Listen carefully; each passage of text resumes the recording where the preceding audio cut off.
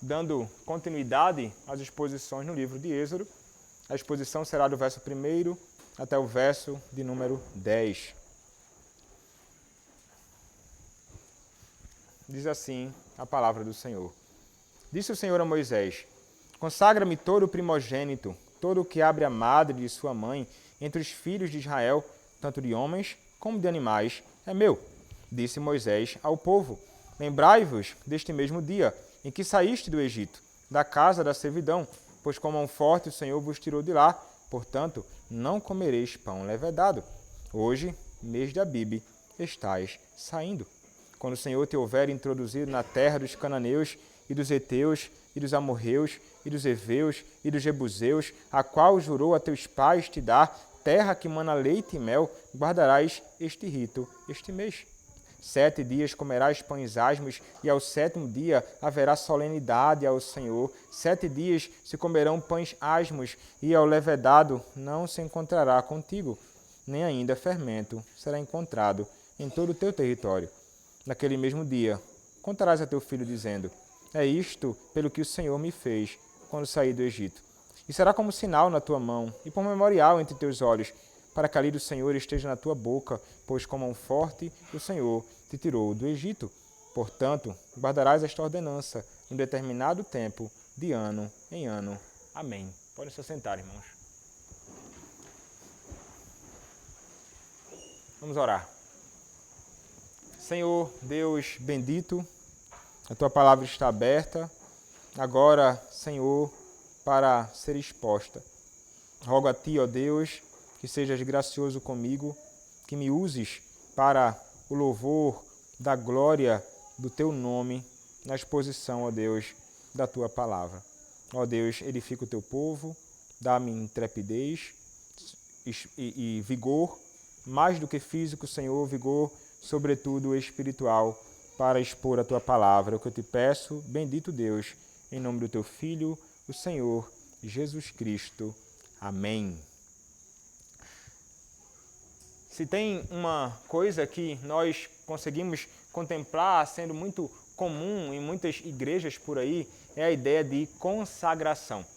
As pessoas querem consagrar tudo aquilo que elas têm e fazem isso de diversas formas, a consagração daquilo que elas possuem. Teve uma empresa em que eu trabalhei que o dono era crente e, determinado dia, então, ele chamou um pastor da igreja dele, que era um pastor mais ligado ao que seria o ministério de libertação. E este homem, ao entrar naquele lugar, eu estava almoçando, o dono da empresa então me chamou, reuniu os funcionários junto àquele pastor e então fizeram uma oração ali numa das salas. Ao sair, voltei para tentar almoçar. Meu almoço estava cheio de formigas, fiquei bem aborrecido nesse dia, sobretudo depois do que aconteceu. Porque depois que ele chamou para fazer aquela oração de libertação, enquanto eu estava almoçando, me tirou de lá, me devolveu para lá, no meio daquele horário, então, enquanto eu estava tentando comer o que podia comer ainda do que sobrou do meu almoço, aquele homem saía andando por todos os corredores, por todos os lugares da empresa, jogando óleo, não é? Tentando consagrar então tudo o que ele passava assim. Então a moto estava lá, ele jogava na moto, parede. Eu disse assim para o meu amigo: rapaz, até a lagartixa ele está tentando consagrar aqui, porque em todo lugar ele está tentando jogar um óleo, tentando através deste ato consagrar esta empresa ao Senhor. Bom, irmãos, são vários os modos que as pessoas imaginam que através daquele ato está consagrando aquilo que possui. Bom, a intenção parece ser-nos muito boa, consagrar algo, dedicando aquilo a Deus, mas nem sempre o modo que as pessoas procuram consagrar o que possuem é um modo adequado ou é o que Deus requer. Mas uma coisa, irmãos, nós devemos saber, fazendo eles errado ou não, o fato de consagrar algo a Deus é algo claramente bíblico. Exatamente isso que nós encontramos, inclusive, no texto que nós acabamos de ler, irmãos. O texto que nós acabamos de ler, em Êxodo capítulo 13, vai falar um pouco sobre esta realidade da consagração, ou de entregar algo a Deus, entregando aquilo para o Senhor como algo que deve ser entregue para ele de modo santo, consagrado ao seu Deus. E aqui nós estamos falando sobre os primogênitos que haveriam de ser consagrados ao seu próprio Senhor, não somente Criador, mas também libertador deles. Nós vimos nas últimas exposições, já há um tempo, como o Senhor Deus, com grande poder, com grande força, com grandes manifestações de sinais e prodígios, libertou o seu povo do cativeiro egípcio. Estava o povo lá há muito tempo, escravizado, mais de 400 anos, mas o Senhor então, porque amava o seu povo, ele então arrancou o seu povo daquela condição terrível na qual eles se encontravam. E na última praga nós vimos que o Senhor, ele cai com a 10ª praga, com a praga dos primogênitos. Uma praga dura, que assombra muitos quando escutam acerca do Senhor cair com a praga ferindo bebês inocentes ou aparentemente inocentes em sua 10ª praga para libertar Israel, o seu primogênito. Mas foi exatamente isto que o Senhor fez. O Senhor teve de redimir o seu povo, e redimindo o seu povo daquela condição, ele vai então dar ordenanças claras sobre algumas práticas, festas, cerimônias que eles deveriam celebrar, tendo eles saído do Egito. E eles celebraram o que nós chamamos de Páscoa, a chamada Páscoa. Também a festa dos pães asmos, que estava ali ligada à festa da Páscoa naqueles dias. E eles estavam ali celebrando a libertação que o Senhor os concedeu do cativeiro em que eles se encontravam. Aqui, irmãos, mais uma vez nós veremos o Senhor se voltando para o seu povo e o Senhor agora dando mais algumas instruções, algumas coisas que eles deveriam fazer com respeito à própria nação e, de modo particular, ligado ao que os pais deveriam fazer com os seus próprios filhos. E aquilo tudo que eles deveriam praticar como um ritual sagrado no meio da congregação de Deus, a Igreja de Cristo, no Antigo Testamento. Nós olhamos para o texto que nós lemos hoje, irmãos, nós olhamos ao Senhor revelando o seguinte. Êxodo capítulo 13, verso 1 diz: disse o Senhor a Moisés. Note, é mais uma vez aqui, o Senhor Deus, que falava face a face com Moisés, declarando a Moisés a sua vontade. Note que aqui está o Senhor Deus Yahvé, de fato. Quando o Senhor se relaciona com o seu povo, geralmente ele se dirige ao seu povo apresentando-se no nome pactual dele. É Senhor, é Javé, é o Senhor Yahvé, é o Deus do pacto, o Senhor Deus fiel, o Senhor Deus imutável, o Senhor Deus eterno, o Senhor Deus que é autossuficiente, o Senhor Deus que é autoexistente, o Senhor que ama o seu povo de um modo singular, que ama o seu povo de um modo que ninguém jamais poderá mudar esta condição. Então é o Deus do pacto que fala então com Moisés, para que Moisés, como boca do Senhor, fale ao seu povo. Então, o texto nos diz: disse o Senhor a Moisés, consagra-me. Essas são as primeiras palavras, ou a primeira palavra que nós encontramos no capítulo 13, verso 2. Consagra-me todo primogênito que abre a madre. Interessante isso aqui. Todo primogênito que abre a madre de sua mãe entre os filhos de Israel, tanto de homens como de animais, é meu. Então, veja só, irmãos, a ideia de consagrar, o que o Senhor está querendo dizer com isso, né, através de Moisés? A ideia é que ele deveria, então, ordenar ao povo que o povo deveria pegar o seu filho, mas não somente o seu filho primogênito, até mesmo o animal que eles possuíam, e deveriam consagrar ou entregar ou dedicar ao Senhor, ao próprio Deus. Ele vai deixar isso muito claro, não é? Consagra-me todo primogênito, aí ele vai dizer, todo que abre a madre de sua mãe, entre os filhos de Israel. Então, todos aqueles que eram filhos das mulheres crentes do meio do povo de Israel, daquela nação. Elas que então tiveram a madre aberta, tiveram a graça de ter os seus filhos naquele momento, mas em primeiro lugar o primogênito, obviamente, este deveria ser consagrado a Deus. Como mencionei, dedicado, entregue a Deus como uma possessão do próprio Senhor. Ele deixa isso claro, que a consagração, a entrega, a dedicação é a Ele e que aquilo que é entregue e é dedicado como posse dele, porque ele até diz no finalzinho do verso 2, tanto de homem como de animais é meu. Então deveriam ser entregues pelos homens para santificação, sendo entregues os primogênitos para que pudessem então ser santificados. Mas veja, irmãos, não é somente a ideia de primogênitos, ou o primogênito, ou o filho, ou o animal que será dedicado. A ideia que nós veremos, e nós veremos com mais detalhes isso na próxima exposição, a partir do versículo de número 11, é que toda a família era representada no primogênito da casa. Isso fica até evidente por ocasião da manifestação da ira de Deus, quando ele cai com juízo para ferir toda a casa que não tivesse ali até mesmo o sangue do animal lançado sobre as ombreiras das suas portas. E então o Senhor poderia ferir o primogênito daquela própria casa.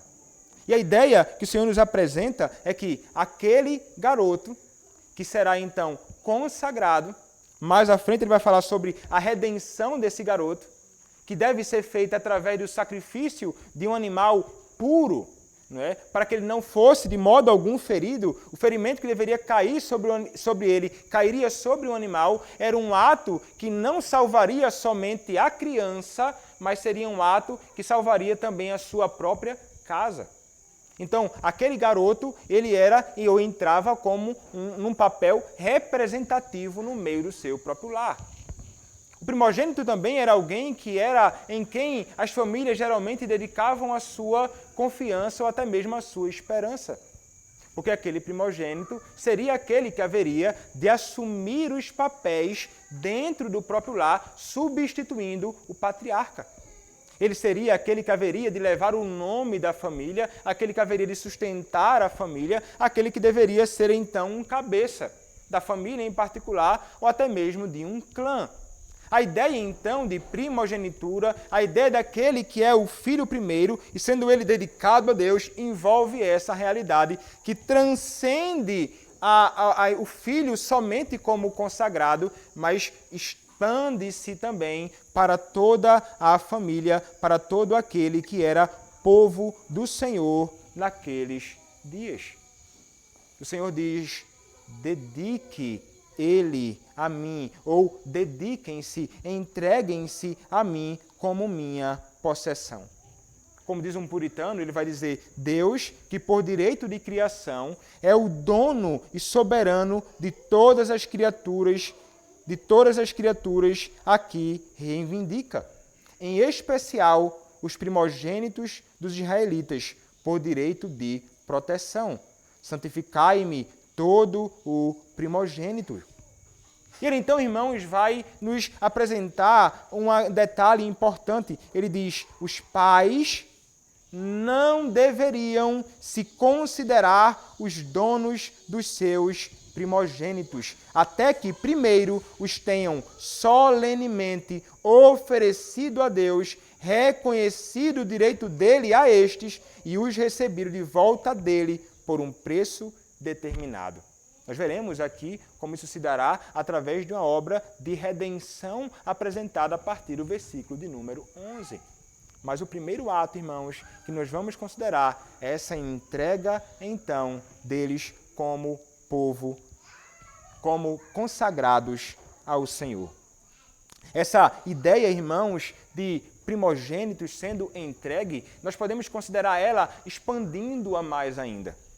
Quando nós lemos o texto hoje em Oséias, capítulo 11, verso 1, É interessante porque ali em Oséias, como em Êxodo, em outras ocasiões, o povo do Senhor, Israel, será tido por Deus como filho. Israel é tido ou considerado como meu primogênito. É interessante. Uma referência não somente às crianças, mas uma referência a todo o povo de Deus naqueles dias, o Israel de Deus, sendo arrancado do cativeiro egípcio. Então, note que a ideia de primogênito, ela expande e envolve também a igreja, mas essa não é uma realidade somente restrita àqueles dias do Antigo Testamento. Quando nós olhamos para o livro de Hebreus capítulo 12, verso 23, ele, o apóstolo, vai falar sobre a igreja dos primogênitos que é santificada ou consagrada a Deus. Então, perceba, irmãos, que essa realidade de consagração ao Senhor é algo que extrapola as questões de um pequenino filho somente. Expande-se, envolve toda a igreja. Hebreus 12, 23 diz: e a igreja dos primogênitos, arrolados nos céus, e a Deus, o juiz de todos, e os espíritos dos justos, aperfeiçoados. Então, maravilhoso, irmãos, contemplarmos essa realidade. A consagração, então, deve ser feita e é uma consagração de tudo o que temos a Deus. Mas pensemos, irmãos, primeiramente no que diz respeito à consagração de nossos filhos. Nós, geralmente, falamos, este é o meu filho. Ele é minha possessão. Ele é, de fato, meu. Contudo, irmãos, nós devemos entender que antes dos filhos serem nossos, ele pertence a Deus.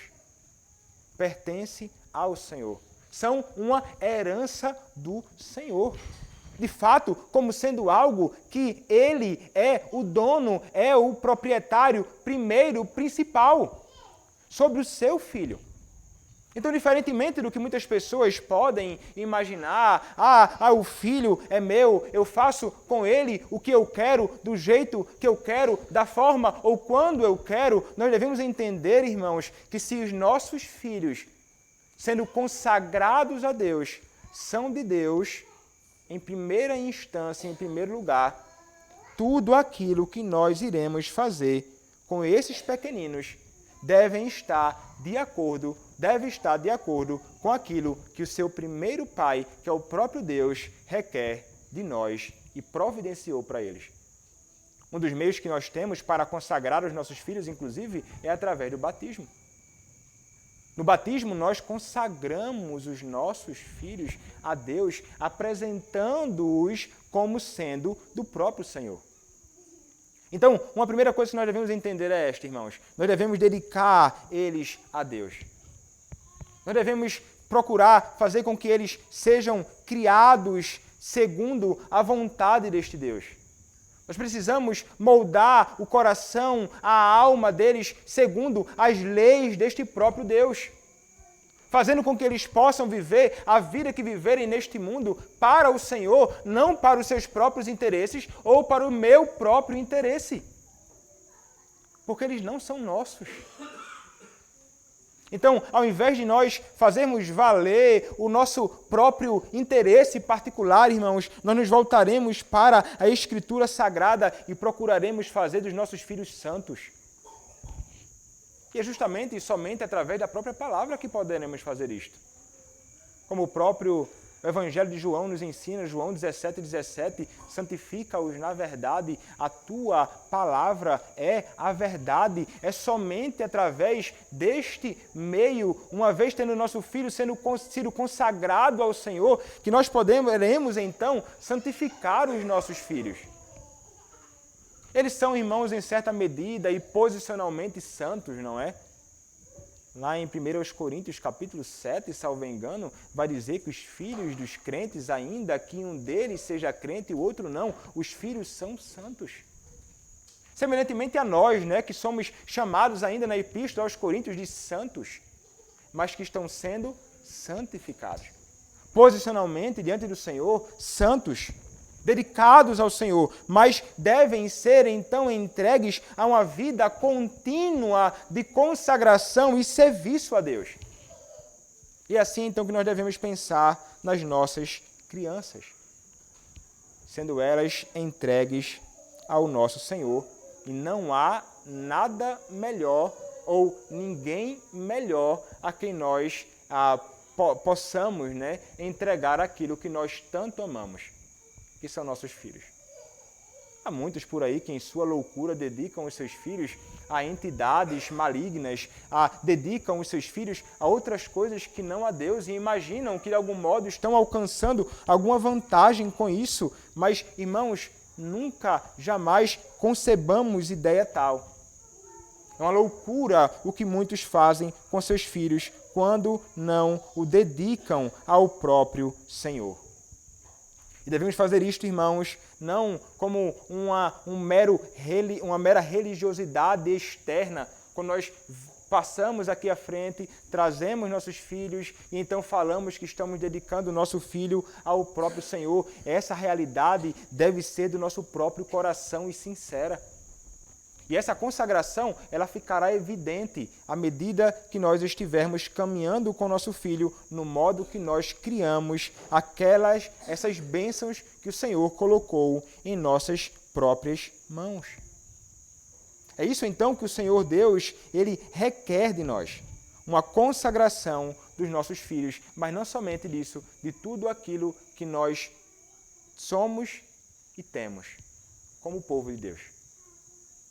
O Senhor requer de mim e de ti que a nossa vida como pais, mães, filhos, irmãos em Cristo, crianças, velhos, jovens, não importa a idade, todos nós sejamos consagrados ou santificados para o Senhor. Foi para isso que nosso Deus me salvou e te salvou, irmão. O nosso Deus, por meio da operação do seu Santo Espírito, através da bendita obra do nosso comum Salvador, o Senhor Jesus Cristo, Ele nos salvou para que fôssemos santos, para que fôssemos dedicados ao nosso Deus, para que tivéssemos tudo o que possuímos e tudo o que realmente somos dedicado à sua obra neste mundo. Há muitos que, na sua impiedade e loucura, servem a Satanás, ao mundo, são escravos da carne. Mas nós, irmãos, nunca mais. Se você foi alcançado pela bendita obra de Deus, revelada na pessoa de Cristo, se você, semelhantemente a este povo aqui, for arrancado do cativeiro, não egípcio, mas o cativeiro do pecado no qual você se encontrava, você hoje deve, então, hoje, não amanhã, hoje, ser um servo puro do teu Deus. E onde quer que você esteja, não importa com que você trabalhe, sendo legítimo o seu trabalho, se no lar ou fora, se numa empresa como empregado ou como patrão, não importa qual seja a área com que você se envolva, não importa a idade que você possua, não importa o seu contra-cheque ou condição financeira, não importa a cor da sua pele, não importa a cidade ou estado em que você mora ou país, se você fora salvo por Deus, você vai se envolver com todas as áreas da sua vida, tendo a plena consciência de que você é alguém que deve ser consagrado ou santificado para o seu Senhor. Porque foi para a santificação, não para a iniquidade, que o teu Deus te salvou. Então tudo será dedicado a Ele, não somente quem nós somos, mas o que nós possuímos, seus bens, suas riquezas, suas posses, seu vigor físico, tudo deve ser dedicado ao seu Deus. E assim, você poderá, através do seu exemplo, como um homem ou como mulher, ensinar os seus filhos a também viverem uma vida dedicada e consagrada ao próprio Senhor. O Senhor então vai se dirigir a eles e diz: olha, consagra-me todo o primogênito. Este é o dever. Mas o Senhor vai falar mais ainda. O Senhor vai dizer que eles não somente devem consagrar os seus filhos. O povo de Deus naqueles dias deveria também trazer à memória, lembrança de algo maravilhoso que acontecera no passado.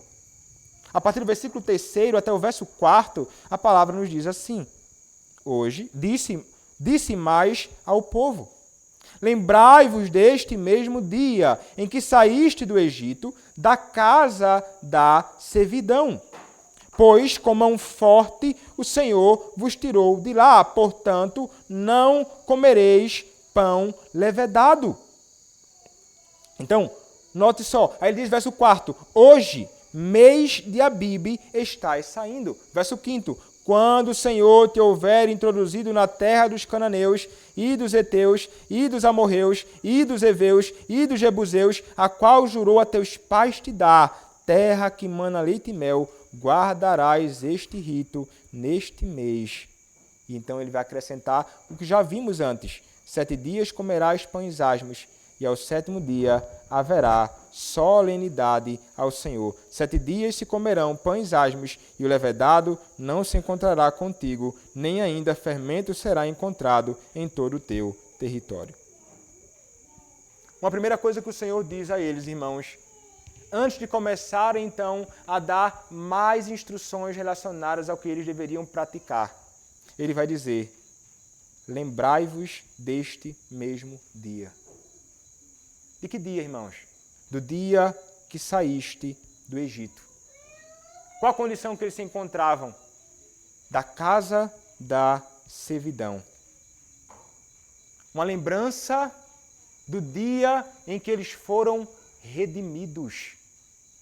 Uma lembrança do dia em que eles foram arrancados da casa da servidão. Eles deveriam ter aquilo sempre em sua mente, contemplando aquela maravilhosa obra de salvação que o próprio Senhor Deus operou em favor deles. O texto deixa muito claro. Foi de fato o Senhor quem fez isso. Pois com mão forte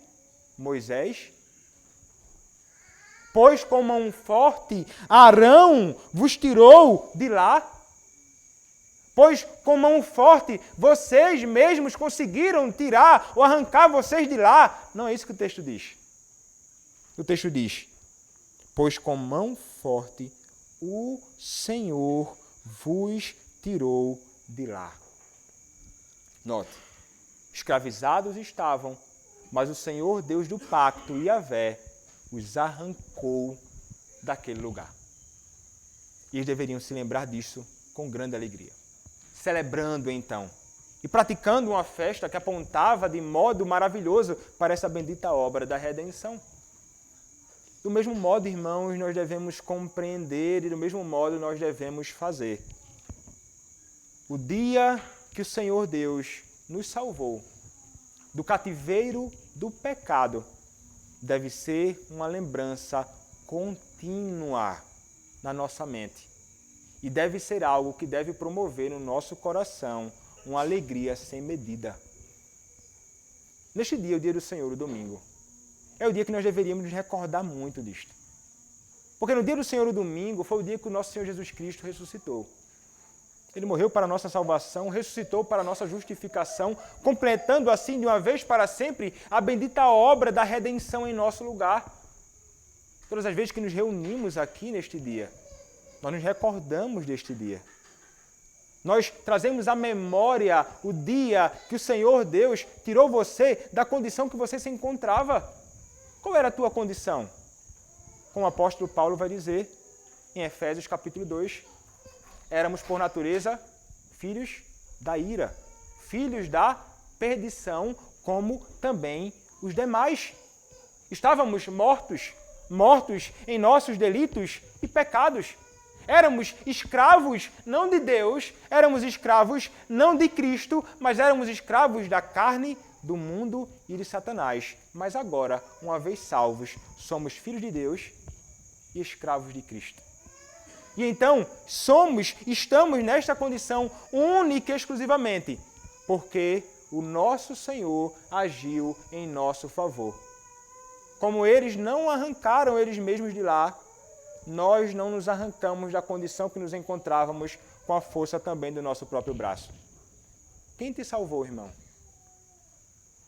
O teu Deus, por meio de Cristo. Um ato, irmãos, que do Antigo ao Novo Testamento se mostra como um ato monergístico. Foi Deus sozinho quem decretou, agiu e graciosamente te salvou. Não foi obra tua, não foi obra minha, não foi obra do pastor que proclamou a palavra no dia em que você foi alcançado pelo Senhor. Somos meros instrumentos. Não foi o seu pai lendo a palavra na sua casa que te salvou. Foi Deus, por meio da palavra, quem te salvou. E Ele faz com que você possa se recordar com alegria, lembrando-se, Ele ordena, do dia que Ele te resgatou. Irmãos, trazer à memória o dia que o Senhor nos libertou é algo que serve para tantas coisas. É algo que serve para o nosso próprio consolo, sabermos que fomos redimidos daquela condição e que hoje pertencemos a Deus. É maravilhoso sabermos que fomos salvos pelo Senhor e agora, uma vez salvos por Ele, por essa obra graciosa e grandiosa dEle, agora nós estamos nos braços dEle e não há agora mais quem possa nos arrebatar de suas mãos. Lembrar que o Senhor fez isso, irmãos, deve nos fazer realmente mais e mais consagrarmos-nos a Ele, porque Ele nos salvou daquela condição. E se antes servíamos a Satanás, a carne e o mundo, a quem nós hoje, numa vida santificada e consagrada, serviremos? Nós serviremos a Deus. E a memória disso é algo que vai nos impulsionar constantemente a vivermos para o nosso Senhor. Lembrai-vos deste mesmo dia que saíste do Egito, da casa da servidão, pois com mão forte o Senhor vos tirou de lá. E sempre, irmãos, uma vez que estamos conscientes que foi o Senhor quem nos tirou, agiremos e viveremos como salvos, mas salvos humildes. Porque estamos conscientes de que não fomos nós, mas Deus quem fez. Não temos uma razão sequer para nos orgulharmos, porque não fomos nós que fizemos. Foi o Senhor quem fez. Devemos então expressar uma vida de gratidão, alegria e humildade diante do Senhor, pela bendita obra que Ele fez em nosso favor. Mas Ele vai dizer mais, irmãos, veja, hoje é o mês de Abib, está saindo. Quando o Senhor te houver introduzido na terra dos cananeus, na terra daqueles homens e povos que são teus inimigos, terra que mana leite e mel, na Canaã, guardarás este rito neste mês. Eles deveriam, então, passar a celebrar a festa da Páscoa na terra em que eles iriam, e unido a esta festa da Páscoa, a festa dos pães asmos. Na Páscoa, cordeiro imolado, comido, e estava lá também pães asmos, sem fermentos, ervas amargas, celebração que deveria ser perpétua no meio do povo do Senhor, e celebração esta que apontava para a bendita obra de Deus revelada na pessoa do seu Filho, como nós contemplamos hoje. Então as ervas amargas lembravam aquela terrível condição amarga que eles experimentaram no Egito. O cordeiro apontava para a obra redentora, foi um animal que foi imolado no lugar deles. Mas ele vai falar também sobre o pão sem fermento, e ele vai deixar isso muito claro. Ele vai dizer, olha, 7 dias comerão pães asmos. O levedado não se encontrará contigo, nem ainda fermento algum será encontrado em todo o teu território. Então, veja o que ele diz. Ele vai dizer, olha, quando o Senhor tiver te introduzido naquela terra. Então, veja que é o Senhor quem haverá de conduzi-los até a terra de Canaã. Não são eles necessariamente que haverão andar numa autopreservação. É Deus quem preservará e guiará, conduzindo-os até o destino final. E ali, então, naquele lugar, eles celebrarão uma festa E como nós sabemos, irmãos, a Páscoa e todas essas cerimônias, elas encontraram o seu cumprimento em Cristo. Nós até mesmo vimos hoje na pergunta 34, não é? Como foi administrado o pacto da graça no Velho Testamento. O pacto da graça foi administrado no Velho Testamento por promessas, profecias, sacrifícios, pela circuncisão, pela Páscoa e por outros símbolos e ordenanças, todos os quais tipificaram a Cristo, que havia de vir. E eram, naquele tempo, suficientes para edificar os eleitos na fé do Messias prometido, por quem tiveram ainda nesse tempo a plena remissão do pecado e a salvação eterna. Então tudo aquilo apontava para o Senhor Jesus Cristo como uma sombra, e nele encontrou o seu cumprimento. Nós sabemos hoje que a Páscoa que nós celebramos é a ceia do Senhor. O nosso Cordeiro Pascal foi imolado. É Cristo. Não é isso que nos ensina Paulo? Em 1 Coríntios, capítulo 5, verso número 7. O apóstolo Paulo, então, nos diz isto. 1 Coríntios, capítulo 5, verso 7, diz: lançai fora o velho fermento, para que sejais nova massa, como sois de fato sem fermento. Pois também Cristo, nosso Cordeiro Pascal, foi imolado. Eles deveriam, então, naquela terra, celebrar esta bendita cerimônia ali e este bendito sacramento da antiga dispensação. Mas notem uma coisa. Quando eles se reunissem para celebrar tudo aquilo, na terra que o Senhor haveria de conduzi-los, eles deveriam nunca, de modo algum, permitir que o fermento estivesse misturado. E isso é muito interessante. A ideia de fermento, irmãos, aponta para o pecado. Como o próprio apóstolo Paulo fala aqui em 1 Coríntios, capítulo 5, verso 7. O fermento dos egípcios. Como Jesus Cristo fala em outras ocasiões, o fermento dos fariseus.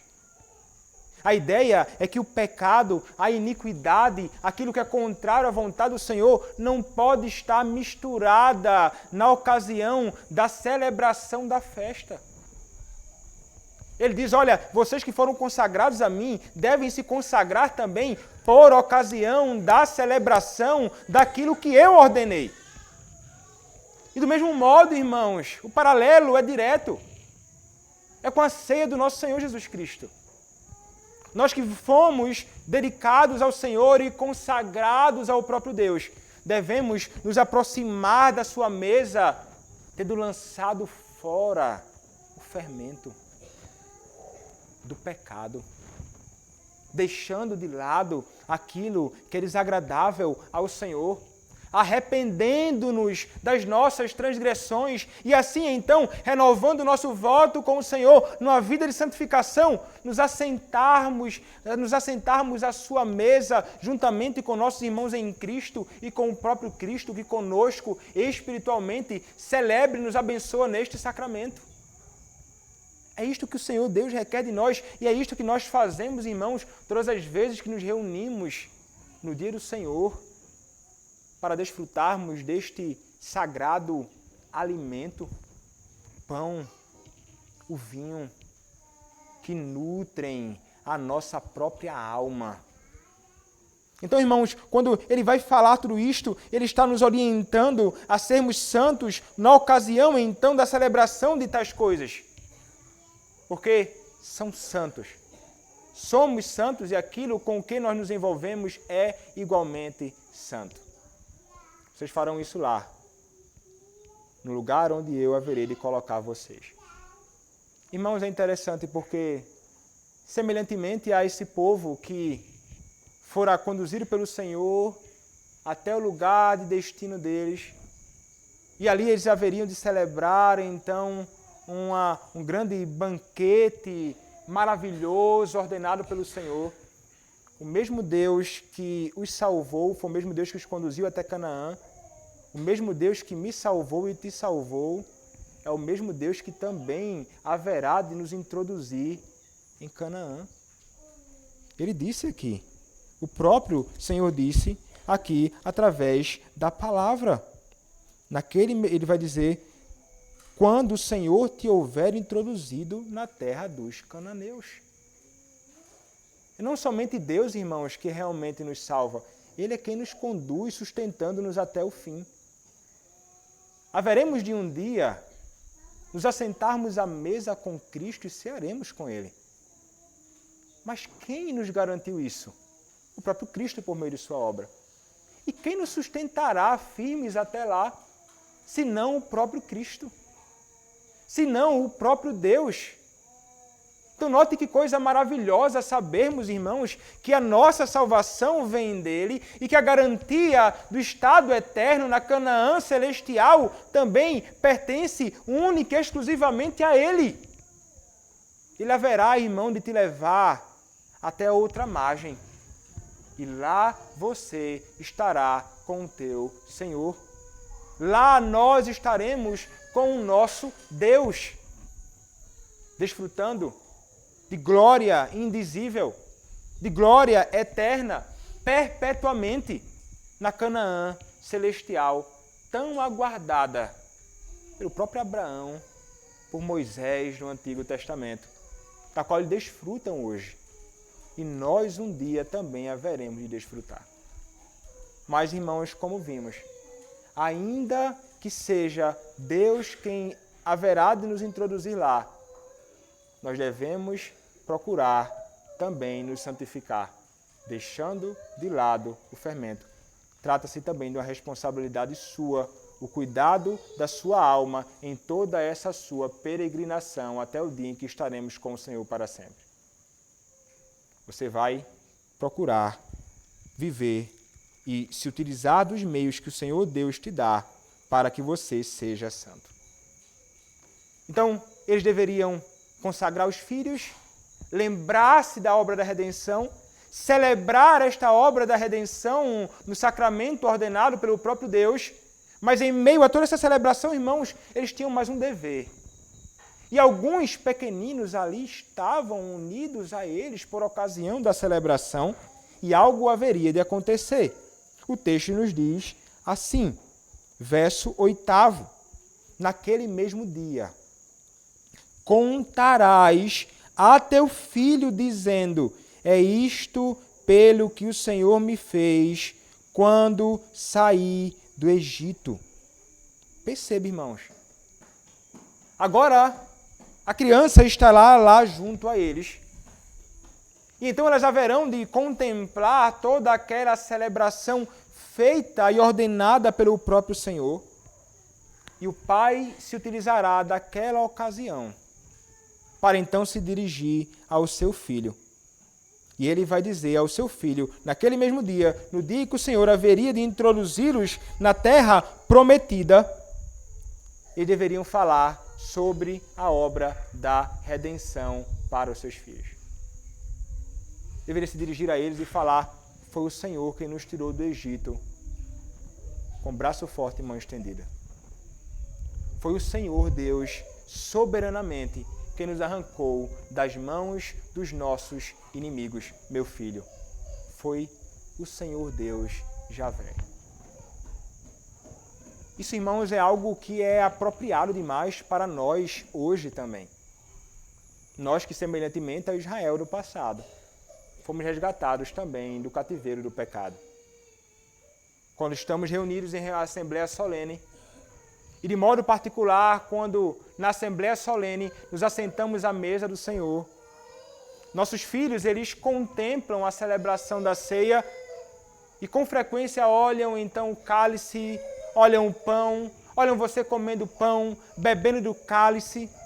Por vezes ele quer pegar, ele quer comer, ele quer de alguma forma participar daquilo, não é ocasião apropriada agora, mas trata-se de uma ocasião oportuna para você ensinar seu filho. Quando seu filho perguntar para você também. E ele pode perguntar. Veremos isso mais à frente. O filho perguntando ao pai o que é aquilo. Mas agora eu quero falar sobre um aspecto positivo partindo de você. Quando você sair do culto, irmão, tendo celebrado a ceia do Senhor Jesus Cristo, dirija-se ao seu filho. Sente-se com os seus filhos. E procure conversar com ele. Ou com eles, sobre aquilo que aconteceu. E fale que aquilo que você acabou de comer e beber aponta para uma realidade que transcende o pão e o vinho. Que aquilo aponta para a obra bendita de Cristo. Aquele pão apontando para o seu corpo que fora partido em razão dos nossos pecados, meu filho. E esse vinho apontando para o sangue de Cristo justo que fora derramado para expiação dos meus pecados, meu filho. Foi este Cristo que me arrancou da iniquidade em que eu me encontrava. E você então vai aproveitar a ocasião para aplicar ao coração do seu filho, que é pecador, chamando-o ao arrependimento e à fé neste Cristo. Ocasião para ensinar a verdade de Deus a ele, ocasião para ensinar a bendita obra da redenção a ele, e ocasião oportuna para chamar o seu filho à fé neste Cristo que te salvou. Muitas vezes, irmãos, nós desperdiçamos isto, mas nunca, jamais deveríamos desperdiçar estas ocasiões tão preciosas que o nosso Deus nos dá. Procure, através destes meios e nessas ocasiões, forjar Cristo no coração dos seus filhos. E é isso que vai e isso deve partir primeiramente de você. Ainda que eu fale aqui, ainda que eu pregue, ainda que nascer eu me dirija a seus filhos, é um dever primariamente seu, sobretudo de você, pai, assumir essa responsabilidade e procurar então fazer com que o seu filho possa conhecer o teu Redentor. E vocês, crianças, devem entender. Vocês precisam deste Redentor. Deste Cristo, que muitas vezes é apresentado aqui por meio da proclamação do Evangelho, mas que também é ensinado pelos seus pais nos lares. Quando seus pais forem instruir vocês acerca das verdades de Deus, como reveladas na Escritura, considerem-se como verdadeiros privilegiados. Mas não se envolvam com isso como se fosse algo que seu pai quer fazer você se envolver toda vez ou todo dia. Como se fosse somente uma prática da religião, algo que seu pai quer forçar você a fazer porque ele é chato. Não pense isso. Entenda que o ato, a prática do seu pai envolver você no dever espiritual, da leitura da Escritura, falando sobre Cristo, é que ele está preocupado com a salvação da sua alma. E nisto se manifesta a expressão do amor do seu pai por você. O que o seu pai pode desejar para você mais do que a salvação da sua própria alma? Ele deseja que você conheça Cristo. Eu desejo de todo pai que o seu filho se renda ao Senhor. Escuta as palavras de Cristo por meio da pregação do Evangelho. Escuta as palavras de Cristo por meio das palavras do seu Pai ao seu coração e renda-se a Ele. Essa é a vontade de Cristo para todos e a vontade do teu Pai que te ama também. Cristo é apresentado a você por meio do Evangelho. Renda-se, garoto, garota, a Cristo. E pais, nunca desperdicem isso. O Senhor haverá de cobrar de você no grande e glorioso dia dele, por você não ter proclamado o Evangelho a seu filho. Você deve então assumir essa responsabilidade, que é ao mesmo tempo um grande privilégio que o teu Deus te concede enquanto você neste mundo peregrina. Eles deveriam então ensinar, nós vimos agora com muita clareza, os seus filhos no Senhor. Mas ele vai dizer mais então, verso 9, e será como sinal na tua mão e por memorial entre teus olhos, para que a lei do Senhor esteja na tua boca, pois com mão forte o Senhor te tirou do Egito. Portanto, guardarás esta ordenança no determinado tempo, de ano em ano. Agora, irmãos, esta celebração, esta festa, Agora, esta verdade do Senhor proclamada. Agora, esta palavra de Deus. Isto deveria agora ser como sinal na tua mão e por memorial entre os teus olhos, para que a lei do Senhor esteja na tua boca. Ele está falando sobre as ordenanças de Deus, irmãos. Está falando sobre a vontade do próprio Senhor. Os judeus, posteriormente, tomaram isso aqui como algo literal e passaram a usar os filactérios, por exemplo. Botavam a lei do Senhor aqui gravada na testa, e tinham então a lei do Senhor presa aos seus membros, e imaginavam então que tratava-se de coisas literais aqui, na testa ou na mão. Mas não, irmãos. Trata-se de algo que deve estar impresso e não é literalmente fora de nós, através de uma caixinha ou de outros meios e formas externas com as quais os religiosos judeus muitas vezes se envolviam nos seus dias. Não. Quando ele vai falar sobre este sinal na testa, quando ele vai falar sobre este sinal nas mãos, quando ele vai falar sobre esta lei que deve estar na boca dos seus filhos, ele está falando aqui sobre estas verdades de Deus reveladas ali, naqueles sinais que devem estar na mente e nos atos do povo de Deus. Verdades do Senhor, da sua lei, que devem estar na cabeça dos homens, do povo do Senhor e também se expressando na vida e prática daqueles que conhecem ao próprio Deus. Não é somente uma questão de expressão externa da religiosidade. É uma questão que vai envolver o coração do homem, a sua alma, e isso vai envolver todo o seu ser. Ele vai pensar nessas realidades grandiosas e espirituais das verdades de Deus.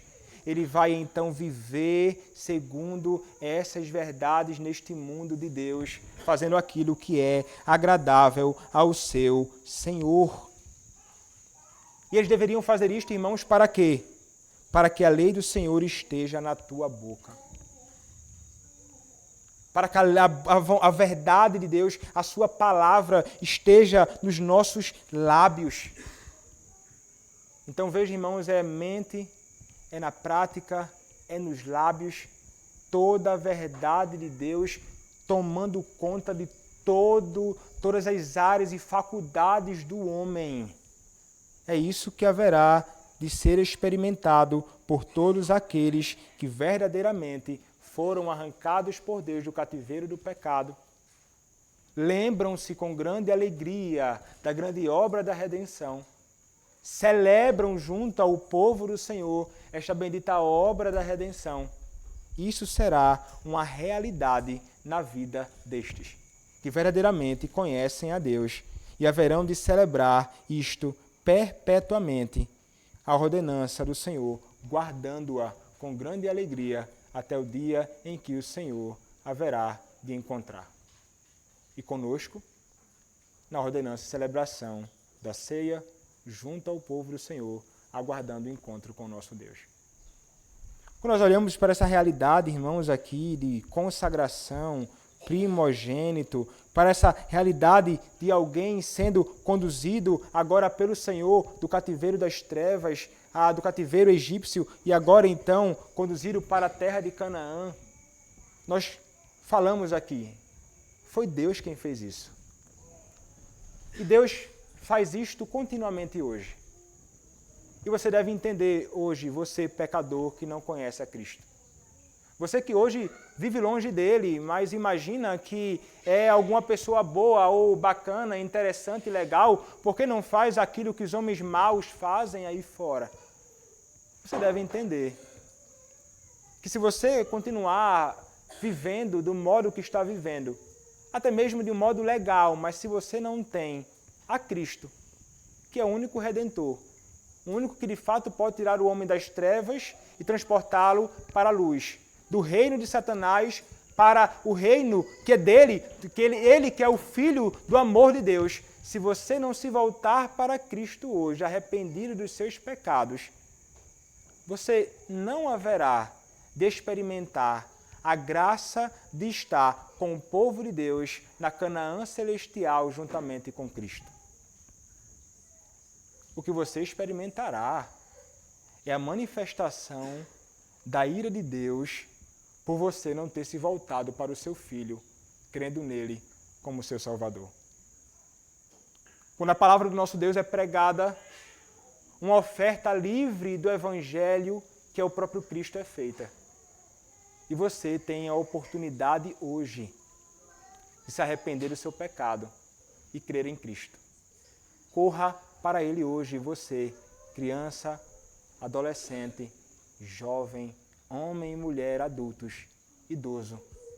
Creia em Cristo e você então será salvo e terás a graça de um dia estar junto ao todo o povo de Deus, na glória, celebrando com Cristo e desfrutando de delícias perpetuamente. Palavras não temos que possam descrever a beleza e a glória deste dia. Creia em Cristo e serás salvo. Amém. Vamos orar. Senhor, nosso Deus e nosso Pai, nós te louvamos pela Tua palavra e pela graça, ó Deus, que temos de ler e ouvir uma breve exposição da Tua verdade. Ó Senhor, ensina-nos a nos deleitarmos sempre nesta palavra. Ensina-nos, ó Deus, a vivermos uma vida consagrada. Ensina-nos, ó Deus, a lembrarmos-nos sempre da grande obra da redenção. Ensina-nos a celebrarmos com pureza no sacramento a obra da redenção. Ensina-nos a ensinarmos com zelo nossos filhos, formando Cristo no coração deles. E ajuda-nos, ó Deus, a termos a Tua palavra, a Tua verdade, não somente na nossa mente, mas em nossos corações, e ajuda-nos a viver segundo elas, Senhor. E dá-nos, ó Pai, a alegria que só aqueles que têm a bendita esperança têm, de um dia estarmos com o Senhor, na glória para todo sempre. É o que nós, ó Deus, te pedimos, em nome do Senhor Jesus Cristo. Amém. Colocamos em pé, irmãos.